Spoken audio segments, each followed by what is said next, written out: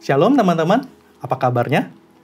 Kami harap teman-teman semua berada dalam keadaan baik-baik saja dimanapun teman-teman berada. Ya.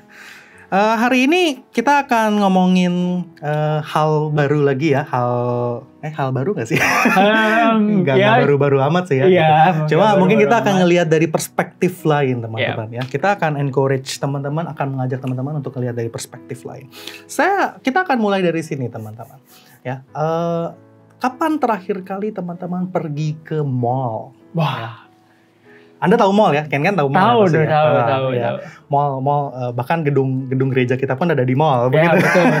Coy, saya mau ngajak teman-teman semua, kami mau ngajak teman-teman semua, coba inget deh, terakhir kali teman-teman pergi ke mall itu kapan? Gitu.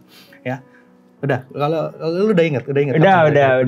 Gitu. Saya juga ingat itu. Terus habis itu pertanyaan kedua adalah, ya teman-teman ke mall tuh ngapain sih? Apa yang teman-teman lakukan di sana? Kita kasih waktu. Berapa nih? Hah? Udah, cukup. Jangan kawan. Cepet banget. Iyalah, cuma ini, nanya ngapain. Oke. Nah, udah tahu ya teman-teman ya. Nah, teman-teman kalau udah tahu boleh coba ketik di kalau live comment-nya nyala gitu ya. Atau teman-teman comment section-nya nyala boleh coba ketik. Oh, aku ke mall lagi gini gitu. Aku ke mall mau ngapain gitu. Kalau lu mau ngapain kan? Kalau gua ke mall biasa pengennya itu. Yang terakhir kali, jangan yang biasa. Oke, yang terakhir kali pengen ngadem. Anda tidak punya AC. Ngadem sambil jalan-jalan gitu kan. Bukannya rumah ada AC? Ada, tapi nggak bisa jalan-jalan. Mau jalan-jalan kemana? Bisa lah, jalannya di kamar nggak bisa. Oh, bener juga sih, tapi nggak bisa melihat yang lain. Oke, baiklah. Kalau lu? Kalau gue ke mall itu menghamburkan uang sih jujur. Gitu. Karena bingung mau habisin. Nggak bercanda. Sombong sekali. Ya gue ke mall makan sih gitu. Makan. Jadi makan yang apa namanya yang kalau di warung nggak ada itu kan, belum ada warung ramen ya gitu. Biasa ramen kalau gue makannya kayak gitu. Terus apalagi steak gitu itu kan apa namanya jarang ya di pinggiran itu. Biasa either mall atau memang tempat khusus begitu. Makanan begitulah kayak gitu. Cuma ya kalau sate pasti tetap tenda gitu. Nah itu ya. Jadi teman-teman juga boleh berinteraksi ya, boleh chat gitu ya, boleh ketik gitu. Teman-teman ke mall ngapain sih kayak gitu ya. Kita mau tahu. Siapa tahu ada ketemu hal-hal yang unik gitu. Ya, bisa terus jadi. Kalau ini kan ya apa namanya? Orang lain dan apa ya, setiap orang punya alasan berbeda gitu, bahkan untuk ke mall aja gitu. Ada orang yang ke mall cari duit. Setuju ya? Apalagi tuh kira-kira mau nyantai-nyantai minum kopi ada kan gitu. Ada yang ke mall niatnya jualan gitu. Nah setiap kita itu digerakkan oleh satu motivasi gitu. Setuju ya? Benar. Gitu. Nah sekarang teman-teman pertanyaan kedua gitu ya, pertanyaan yang kurang lebih mirip kayak gitu ya. Kan tadi kenapa teman-teman pergi ke mall gitu ya. Sekarang pertanyaan kedua adalah kenapa teman-teman, kalau teman-teman masih saat teduh ya, kami mengasumsikan teman-teman masih saat teduh ya, teman-teman masih apa namanya masih berkomsel begitu ya, bahkan teman-teman mungkin masih nonton video ini kayak gitu ya. Iya kan ya, teman-teman teman-teman tidak berbuat jahat begitu ya, teman-teman masih apa ya, masih melakukan hal-hal yang baik gitu. Teman-teman masih coba praktek Coram Deo ya. Kalau Anda melakukan salah satu dari kelima hal ini, kenapa Anda lakukan itu? Ya, what's the motivation? Apa yang mendorong kita sih ngelakuin itu sebenarnya? Ya, untuk apa gitu? Sama ini ngelakuin itu. Betul. Untuk buat apa? Gitu. Buat apa gitu? Ya, apa motivasinya? Nah, hari ini kita bersama-sama ya akan sama-sama belajar lebih lanjut tentang hal itu. Gitu. Nah, kan kalau ngomongin Coram Deo, ngomongin ibadah itu kita seringkali refernya ya, kadang-kadang kalau ingat khotbah sebelumnya. Paling yang cukup sering di refer itu adalah Roma pasal 12 ayat 1 sampai 2 gitu ya. Nah, bunyinya apa tuh Ken? Roma pasal 12 ayat 1 sampai 2. Kanal kitab gue mati. Gue lagi gak buka kitab.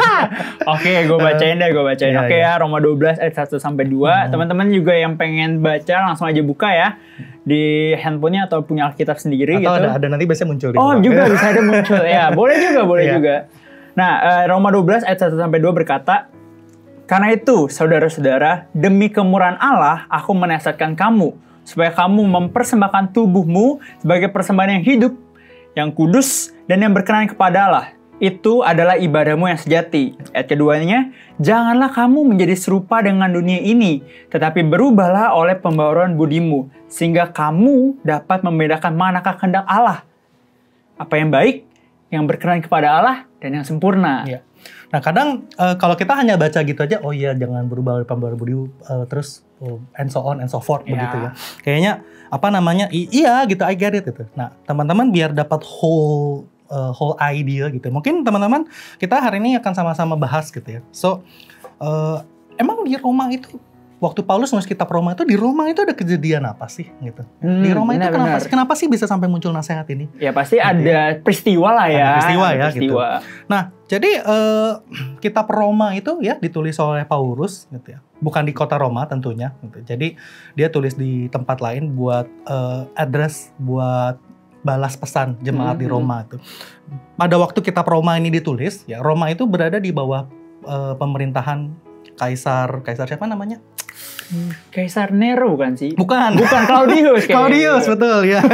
Kaisar Claudius, gue jadi blank gitu lupa. Ya. Jadi teman-teman orang Roma itu di bawah pemerintahan Kaisar Claudius kayak gitu ya. Terus di masa itu orang Yahudi itu diusir keluar, teman-teman. Teman-teman bisa buka Kisah Para Rasul ya kalau mau tahu. Seingat saya Kisah Para Rasul 18 ya lebih spesifiknya gitu. Jadi orang Yahudi itu sempat diusir keluar semua. Nah terus gak lama kemudian ada aturan yang mengizinkan orang Yahudi itu boleh balik lagi begitu. Nah terus habis itu di situ sudah ada orang non Yahudi di sana begitu ya di kota Roma itu. Jadi orang Yahudi dan orang non Yahudi. Orang non-Yahudi datang, dia bawa segala custom, segala kebiasaannya gitu. Jadi engkau harus bersunat begitu, things like that. Engkau tidak boleh makan babi begitu ya, dan seterusnya. Engkau harus makan kosher gitu kalau mau lebih detail lagi, dan and so on and so forth begitu. Jadi mereka bawa aturan-aturan itu, sementara orang percaya di situ yang non-Yahudi gitu protes gitu kan. Kita berarti selama ini kita percaya salah gitu. Iya, things like that. Akhirnya muncul konflik gitu. Dan mereka berdua, ya, orang baik Yahudi dan non-Yahudi begitu ya. Gentiles kalau di bahasa Alkitab bahasa Inggris, baik Yahudi dan non-Yahudi di sana semuanya berada dalam tekanan Kaisar Romawi gitu. Jadi mereka itu dalam penjajahan ya. Teman-teman keep that in mind. Mereka itu ada di bawah penjajahan begitu ya. Makanya kira-kira background-nya seperti itu. Ya, habis itu mulai muncul kalau teman-teman baca Roma pasal 1, 2 dan seterusnya. Teman-teman bisa lihat ya masalah-masalah apa aja yang keluar di sana gitu ya. Masalah-masalah apa aja sih yang ada di Roma. Tapi kita nggak bahas itu lebih detail. Gitu. Ini buat kita jadi ini ya. Kan kita di Roma itu ada ayat yang bilang gini, barang siapa percaya dengan hati, mengaku dengan mulut dan percaya dalam hati gitu ya, bahwa Yesus adalah Tuhan gitu, makanya akan diselamat. Kita suka mikir kadang gitu kan, kalau nggak tahu konteks ya, kalau nggak tahu cerita Roma, kita suka mikir, oh iya gue mengaku dengan mulut kok Yesus adalah Tuhan, gue diselamatkan gitu. Nggak kayak begitu bos gitu. Nah, kalau di zaman itu orang kalau berani mengaku dengan mulut sudah pasti percaya dalam hati. Gitu. Kenapa? Iya, orang kalau udah berani mengaku dengan mulut gitu, wah Yesus adalah Tuhan, Yesus adalah Raja gitu. Wah bisa dihukum sama kaisar di sana gitu. Nangkep ya teman-teman ya. Kayak kita penting sekali untuk untuk kita itu tahu konteks. Iya gitu. benar banget. Nah gimana Ken? Kalau dari lu Ken? Gitu. Nah kalau dari gua, kalau teman-teman baca kitab Roma ini tuh kitab Roma kita bisa bilang dibagi jadi dua. Jadi dua bagian, yaitu dari pasal 1 sampai 11. Itu ngomongin apa sih? Ngomongin tentang doktrin atau pengajaran atau tentang apa sih yang diajarkan, apa sih intinya. Nah, aku kasih intinya teman-teman. Intinya itu adalah bagaimana Yesus yang adalah anak Allah dan adalah manusia juga telah turun ke dunia untuk menyelamatkan manusia. Tapi juga nggak cuma menyelamatkan yang berarti mati doang, tapi dia juga bangkit gitu. Nah, dari pengajaran itu teman-teman, baru kita bisa ngelihat ke pasal 12-nya. Nah, pasal 12 itu kayak prakteknya nih kok. Praktek dari pasal 11 sampai pasal 1 sampai 11 gitu. Jadi sebelum mempersembahkan tubuh itu ada ini gitu. Kita don't forget this gitu ya. Jangan sampai lupakan itu. Gitu. Jangan sampai lupakan yang awalnya. Iya, gitu. jangan sampai kayak praktek doang tapi nggak tahu esensinya apa, ngapain kita ngelakuin itu betul, kan. Ya. Jadi balik lagi kayak pertanyaan awal kita gitu. Kita Coram Deo buat apa sih? Buat apa kan? Nah, buat apa? Kita Coram Deo karena apa sih? Gitu. Ya, kalau menurut kitab Roma, ya karena Kristus sudah terlebih dahulu mengorbankan dirinya buat hidup kita. Dan baru muncul pasal 12 ini begitu kan. Nah. Pasal 12 ini nih kok.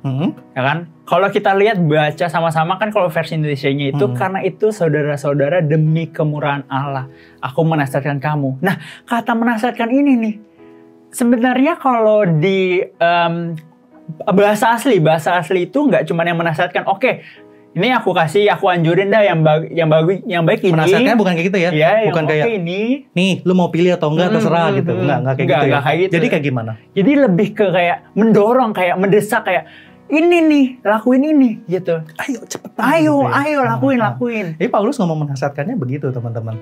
Iya, jadi nggak cuman kayak ya terserah kamu mau ikutin apa enggak, tapi ya lebih gitu. Jadi kita ketika baca ini harus melihatnya atau membacanya dengan ya ini dorongan, desakan untuk setiap orang yang percaya gitu, orang Kristen. Nah baru kan dibilang menasihatkan kamu untuk mempersembahkan tubuh. Nah tubuh ini nggak yang cuman kayak yaudah badan nih, dah saya monggo, tapi semua gitu kan. Wow. Dari hati juga, jadi nggak kayak ya oke, aku lakuin ini tapi hatinya nggak tahu kemana. Holistik ya, jadi harus holistik ya. Holistik bener, keseluruhan.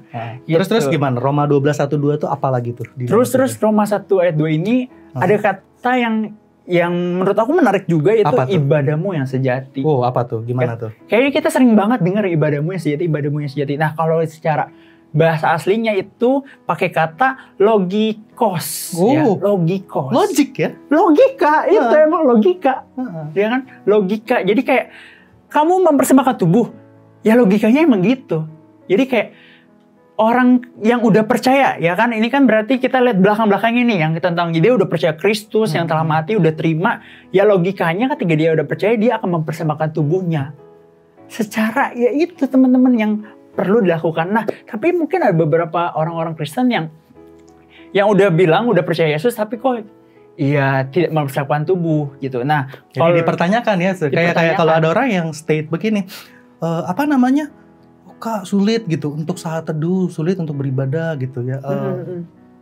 Dipertanyakan di sini gitu, karena nggak masuk akal gitu. Iya, karena masuk akalnya mempersembahkan gitu, beribadah gitu. Kita repeat ya, kita coba sebelum lebih jauh gitu. Mudah-mudahan penonton teman-teman bisa get the point gitu. Jadi kita melakukan ibadah yang sejati. Coba gue parafrase ya, correct me if I'm wrong. Oke.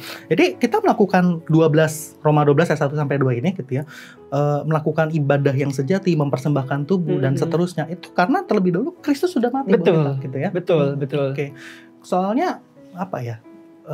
Banyak di antara kita seringkali kita beribadah, kita berdoa, nggak tahu ya teman-teman ya gitu. Kadang motivasinya itu supaya doanya dijawab gitu ya, mungkin supaya supaya kalau deketin wanita atau pria diterima begitu misalnya atau supaya diberkati gitu ya, kadang bukan itu berarti. Bukan. Jadi perlu tahu nih apa ya ini alasannya itu tadi. Kita mengenal Kristus itu siapa gitu, anugerahnya. Nah, makanya waktu itu mungkin kita perlu merenungkan gini. Aku pernah baca di salah satu pastor di Amerika, namanya itu siapa ya? Yang pastor Victor Waang. Bukan Victor Waang, bukan. Aku lupa yang Chinese. Pokoknya itulah ya. Nah, dia bilang gini, lukewarm people kan yang berarti yang percaya Kristus tapi nggak gimana-gimana lah ya. Nah, dia bilang gini, lukewarm people biasa percaya menerima Yesus, tapi sebenarnya pada dasarnya mereka cuma mau selamat dari dosa, dari hukuman dosa aja. Hukuman dosa aja mereka mau selamat, tapi mereka nggak mau diselamatkan dari dosa. Ada juga yang begitu ya kadang kita berbuat baik, taat, pembinaan mungkin saat teduh supaya menghindari neraka semata gitu. Benar. Gitu. Okay. Oh, aku baru ingat, Francis Chan namanya guys. Francis Chan. Jadi langsung aja cari itu. Ya, palanya kayak saya. Lebih licin. Oke, anyway. Oke, kita lanjut ya. Nah, terus di ayat selanjutnya teman-teman, kita bisa lihat itu ada kayak disuruh berubah. Ya kan? Janganlah kamu menjadi serupa dengan dunia ini. Nah, jadi serupa berarti bisa dibilang, kalau zaman dulu ya berarti kayak pengajaran-pengajarannya jangan sama gitu. Patternnya, cara mereka hidup jangan sama. Dan mungkin kalau zaman sekarang kita nggak ngikutin kayak pengajaran yang gimana ya. Ya apalagi anak muda nggak terlalu tertarik gitu. Tapi mungkin secara nggak sengaja nih, atau nggak sadar, masuk ke pola dunia yang lewat film. Ya kan, film ngajarin apa, atau nggak quotes. Gitu kan, quotes di Instagram, terus bilang, wah ini gue banget nih, langsung, wah iya, langsung di save, langsung di screenshot, dimasukin ke galeri, dan setiap hari dilihat, wah ini gue banget. Tapi coba, apakah pengajaran itu yang ada di quotes misalnya, atau di film, atau di apa cerita-cerita itu merupakan pengajaran yang benar atau yang salah gitu. Nah, kita harus cek dari Alkitab lagi, balik lagi ke Alkitab kayak gitu. Nah, makanya teman-teman kalau bisa kita lihat nih, mempersembahkan tubuh gimana caranya? Mungkin teman-teman bingung atau gimana, ya caranya ini di ayat 2 dijelasin, yaitu dengan merubah diri, transform. Bukan yang menyerupai dunia gitu, nggak serupain sama dunia, tapi transform gitu. Merubah diri dengan apa? Dengan cara ya lewat firman Tuhan ini gitu. Merubah pola pikir kita. Karena ya dari itu pikiran semua kan kita membuat keputusan, kita percaya dan melakukan segala sesuatu gitu dari pikiran. Nah, makanya untuk apa kita melakukan perubahan ini teman-teman? Balik lagi teman-teman ya itu ayatnya. Nah, kalau dilihat nih di ayat 1 demi kemurahan Allah. Nah, sebenarnya bahasa aslinya itu kita bisa terjemahkan bukan demi. Kalau demi kan berarti untuk nih. Kayak berasa kayak ya Tuhan udah gini, nah gue mau payback. Ya, pay God back gitu kan. Tapi ini lebih ke by the mercy of God. Betul. Karena Tuhan sudah terlebih dahulu nolong kita. Iya. Kita mau mempersembahkan. Betul. Tubuh kita gitu betul. Kan. Jadi mungkin ada beberapa di antara kita yang mikir kayak sebab akibatnya kebalik begitu. Ada yang mikir kayak, Roma 12 ayat 1 sampai 2. Sebab aku melakukan Roma 12 ayat 1 sampai 2, maka akibatnya gitu. Aku diberkati, doaku dijawab gitu. No. Ya teman-teman, kalau kita baca Roma secara holistik dari pasal 1 sampai 12 ini justru karena kita sudah dikasihi oleh Tuhan dulu, kita lakukan gitu kan. Poinnya itu ya. Gitu. Jadi ini jadi menjawab begitu kalau ada beberapa di antara kita mungkin yang suka bertanya-tanya dalam hati atau bertanya sama teman, kok gue sulit ya untuk beribadah, kok gue sulit ya untuk berdoa gitu, kok gue sulit ya untuk saat teduh segala macam. Nah, ini juga pedang bermata dua ya, kami sedang menegur diri kami sebenarnya. Bukan kami suci gitu atau apa begitu. Terus diingatkan, terus koreksi. Tapi ini bisa menjawab pertanyaan itu, kok sulit ya gitu. Mungkin Kristus belum jadi prioritas dalam hidup kita ya. Kita belum melihat ketika kita melakukan ini adalah karena anugerah Tuhan. Betul. Kita mungkin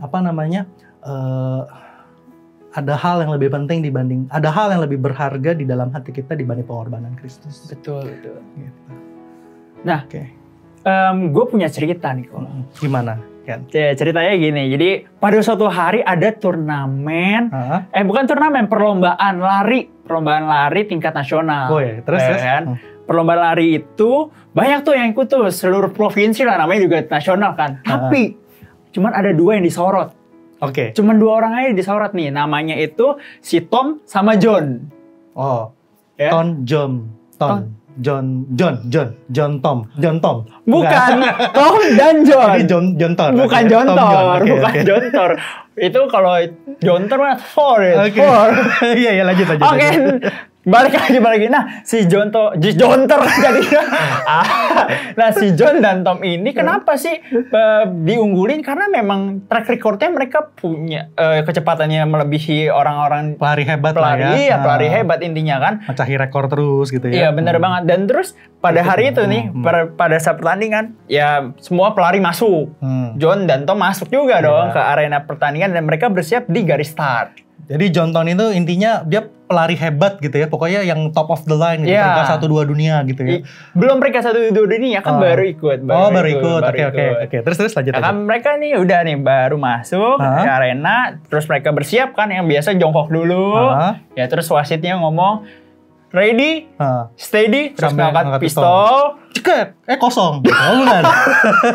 Ini jangan kosong juga dong. Oke. Enggak kosong. Harusnya nggak kosong ya. Kalau kosong aku nggak tahu jadi apa nanti pertandingan itu. Kalau kosong dia isi dulu gitu. Lama lagi ya. Oke. Terus naik kan. Ready, set, go. Gitu, langsung lari. Semua lari semua. Ya lari dan semua ya ikut berlomba gitu. Adu cepat dan beberapa saat kemudian cuma 2 orang ini doang yang paling depan, itu John dan Tom, karena ya mereka ya paling cepat dan benar diunggulin banget gitu dibandingkan pelari yang lain. Terus mereka lari saling bersaing dah tuh berdua kayak berasa Seri dong milik. berarti mereka. Hah? Nanti seri dong mereka. Enggak. Ya belum tahu. Oh, belum tahu. Oke. Terus. Udah langsung ke intinya. Ya udah mereka lari dan udah sampai deket garis start kan. Ya penonton ngelihat gitu ya siapa yang pemenangnya gitu. Terus balap-balapan Tom dan John saling mendahului dan masuklah garis start. Terus garis start finish. Finish maksudnya kenapa dia balik lagi? Ya. Oke, anyway, terus aja. Iya, garis karena start finish. finishnya sama. Oh iya benar juga. 400 Terima meter. kasih kan. Oke, terus. Terus masuk ke garis finish dan semua orang kaget. Kenapa? Karena apa yang lu tadi katakan benar. Mereka seri gitu. Terlihat gitu. ya. Nerawang ini orang ini. Ya kan seri kan. Terus semua hakim garis kayak wasit. Terus juga panitia kayak loh kok seri gitu, bingung kok bisa seri. Terus mereka ngecek nih rekamannya bener gak sih seri? Kameranya mati. Jangan juga. Enggak, masih ada. Oke, terus. Ini kenapa janggal banget peristiwa ini ya. Oke, anyway, mereka lihat rekamannya. Habis lihat rekamannya ya beneran seri ternyata? Enggak. Belum loh. Oke. Terus maju nih hakim hakim maju terus ya ngomong gitu. Ya setelah kami melihat rekamannya pemenang perlombaan tingkat nasional pada hari ini jatuh kepada Tom dan John. Ternyata seri dua. Gitu. Habis itu ya biasa ada pers kompres kan lah ya. Terus wartawan pada datang terus nanya ini. Nggak minta ini pra peradilan mereka? Nggak minta pra peradilan? Nggak usah. Kenapa bisa dicurangin kamera? Enggak. Oke. Terus. Dramatis bener. Iya. Ya udah habis itu wartawan datang kan biasa ditanya kan. Ya terus si satu wartawan bertanya sama si Tom, apa yang membuat kamu jadi pelari? Terus Tom jawaban dia apa? Jawab, simpel aja dia bilangnya. Ya saya sih simpel aja, sambil alis naik ke atas. Saya sih simpel aja ya. Tinggal saya ingin menjadi pelari yang tercepat, jadi orang tercepat, manusia tercepat. Motivasi itu ya? Motivasinya itu, alasannya itu. Terus tanyalah si John. Ya mereka nanya si John, wartawannya. Jawabannya apa si John? Si John ngomong gini. Ya saya sih jadi pelari karena saya tahu bahwa Tuhan telah memberikan talenta untuk saya gitu. Talentanya apa ya ini lari, kecepatan gitu. Jadi dikembalikan ke Tuhan. Iya, jadi ketika dia sadar, aku sadar. Dia sadar dulu, ditolong dulu. Sadar, dikasih dulu nih. Dikasih talenta itu ya aku bersyukur dengan cara mengembangkannya. Dengan cara melakukannya gitu. Ya mungkin cerita ini jadi satu gambaran nih dengan apa yang tadi kita obrolin ya. Bagaimana teman-teman melihat bahwa mereka berdua sama sebenarnya. Sama-sama pelari, sama-sama diunggulin, terus sama-sama juara. Tapi ada yang beda. Apa yang beda? Pendorongnya ya, iya. Motivasinya. Alasan mereka untuk berlari apa? Yang satu itu karena mau gain, mau apa namanya? Mau diakui jadi orang tercepat. Iya gitu. Yang satu lagi tapi karena sadar gitu. Sadar memang Tuhan kasih gitu. Karena ini tuh semata-mata karena pertolongan Tuhan. Betul. Oke. Ya. I see. Ya, menarik cerita menarik. Terus singkat cerita hadiahnya udah yang angkat piala kan. Udah. Oke, we hope ya, kami berharap teman-teman menangkap ya apa yang kita mau sama-sama belajar. Ini bukan cuma buat teman-teman, buat kita berdua juga secara personal begitu ya. Jadi ada 3 alasan orang-orang mau berubah ya. Alasannya itu GGL gitu, bukan gaya gerak listrik begitu ya. Kalau yang anak kelas 12 IPA. Bukan ganteng-ganteng serigala. Bukan ganteng-ganteng serigala, itu GGS. Jadi kadang ada orang yang apa ya? Let's reflect. Mari kita merenungkan teman-teman. Mari coba kita renungkan. Apa sih penggerak kita gitu ya? Ada orang yang balik ke pertanyaan pertama ya, gitu, pertanyaan awal tadi. Jadi kita melakukan saat teduh, melakukan ibadah yang sejati, ikut doa pagi gitu ya, melakukan apalagi tetap setia nonton ibadah online ini gitu ya, tetap setia sama Komsel gitu, and so on and so forth gitu ya, segala hal baiknya. Apa sih penggeraknya gitu? Apakah karena guilt ya, teman-teman merasa bersalah mungkin dulu pernah berbuat dosa itu sebagai penembus dosa. Ada yang kayak gitu kan, ibadah supaya buat buat bayar kesalahan yang di masa lampau. Ada yang memang gain gitu ya, supaya bisnisnya lancar, supaya nilainya bagus, ranking, supaya naik jabatan begitu. Atau kita beribadah, kita lakukan itu memang sebagai ucapan syukur kita karena kita sadar memang kita sebenarnya tidak layak untuk diselamatkan. Tapi ada satu Tuhan sekaligus manusia gitu ya, yang bersedia datang gitu, mati, disalibkan untuk kita, untuk menebus dosa kita, dan dia juga bangkit. Begitu. Oke, interesting. Jadi itu teman-teman yang kita mau sampaikan adalah kita mau bilang persembahkanlah hidupmu gitu dengan berubah menjadi Kristen yang benar, yang menjadikan Kristus ya satu-satunya alasan, the only one yang membuat kita berubah untuk kita berubah. Itulah yang mendorong gitu, ya kan? Iya. So mudah-mudahan ini sudah di-repeat beberapa kali gitu ya. Mudah-mudahan teman-teman kita semua bisa get the point ya. Kita akan tutup dengan satu quote ini ya. Jadi Kristus telah menyelesaikan masalah terbesar kita ya, yaitu dosa dibuktikan lewat kematiannya di atas kayu salib. Dan dia telah mengatasi ketakutan terbesar kita, yaitu kematian ya. Dan dibuktikan lewat kubur yang kosong, teman-teman. Jadi kalau kita semua ya, mari kita renungkan ya, let's reflect teman-teman. Sekali lagi, mari kita renungkan atas dasar apa sih kita berbuat baik selama ini gitu ya, beribadah selama ini begitu. Ya, mari kita renungkan sama-sama begitu.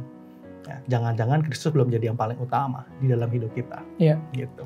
Nah, kalau belum, ya it's okay, nggak apa-apa. Ada waktu untuk berubah. Iya. Gue mau cerita dulu kan. Gimana? Semasa SMA itu kan gue sudah kerja part time ya teman-teman ya gitu dari masa SMA. Di mana tuh? Hah? Di mana? Di sebuah tempat. Oh, di sebuah tempat. Oke. Di Jakarta Barat begitu. Apa namanya, nggak sebut merek gitu ya. Jadi apa ya? Dulu gue tuh beribadah, gue rajin segala macam kayak gitu. Bekerja juga gitu, terus pokoknya rutin lah gitu, rajin ibadah, rajin komsel begitu ya, saat teduh segala macam gitu. Dulu goalnya itu supaya doa gue dijawab gitu ya. Gue waktu SMA tuh begitu. Waktu SMA itu jadi keberhargaan gue tuh, gue bergantung sama itulah gitu, sama hal itu.